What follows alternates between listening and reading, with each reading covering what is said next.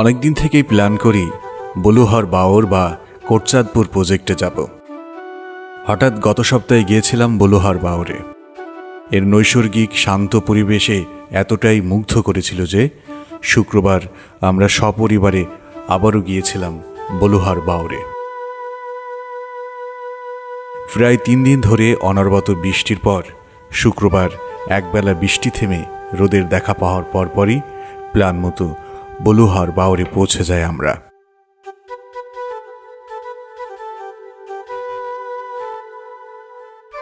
যদিও পথিমধ্যে অনেকবার বৃষ্টির সাথে আমাদের দেখা হয়েছে বা বৃষ্টি আমাদের বাধা দেওয়ার চেষ্টা করেছে, কিন্তু শেষমেশ আমরা বলুহর বাওরে পৌঁছে যাই।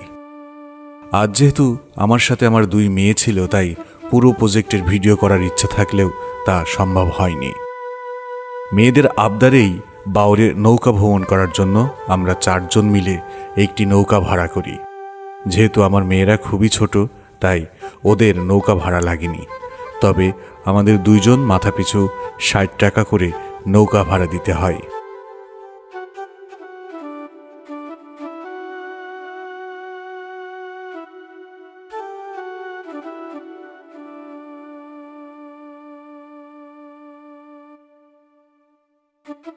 নৌকায় ওঠার পর এই বাওরের নৈসর্গিক সৌন্দর্য আমাদের মুগ্ধ করে।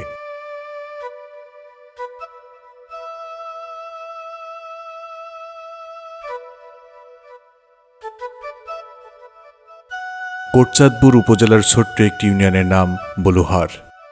এই ইউনিয়নের বিশাল এলাকা জুড়ে রয়েছে বলুহর বাওর। এই বাওরের একটি প্রধান ঐতিহ্য হল কাগমারি গ্রামের চারিদিক ঘিরে রয়েছে এই বাওরটি।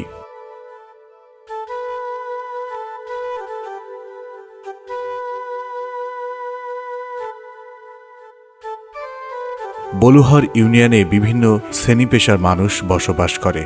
তবে এই ইউনিয়নের মানুষের প্রধান পেশা কৃষি ও মৎস্য চাষ।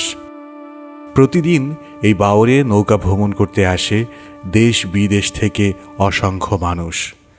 বাওরের শান্ত জল আর স্নিগ্ধ প্রকৃতির মায়াময় রূপে মুগ্ধ হয় ভ্রমণ পিপাসুরা। এই বাওরের দৈর্ঘ্য 8.5 কিলোমিটার এবং প্রস্থ প্রায় 1 কিলোমিটার। অত্র বাওরকে ঘিরে প্রায় 2000 মৎস্যজীবী তাদের জীবন জীবিকা নির্বাহ করে। প্রতি বছর সরকার এখান থেকে প্রচুর পরিমাণে অর্থ আয় করে থাকে। বলুহর বাওরের সাথেই আছে বলুহর মৎস্য প্রজেক্ট, যা দক্ষিণ এশিয়ার সর্ববৃহৎ মৎস্য প্রকল্প হিসাবে পরিচিত। এই প্রকল্পে সরকারিভাবে দেশি বিদেশি বিভিন্ন মাছ নিয়ে গবেষণা করা হয়। গবেষণার জন্য এই প্রজেক্টের মধ্যে অসংখ্য সারিবদ্ধ পুকুর রয়েছে। প্রজেক্টটি প্রায় 100 একর জায়গা জুড়ে অবস্থিত। প্রতিদিন এই প্রজেক্টে ঘুরতে আসে অসংখ্য দর্শনার্থী।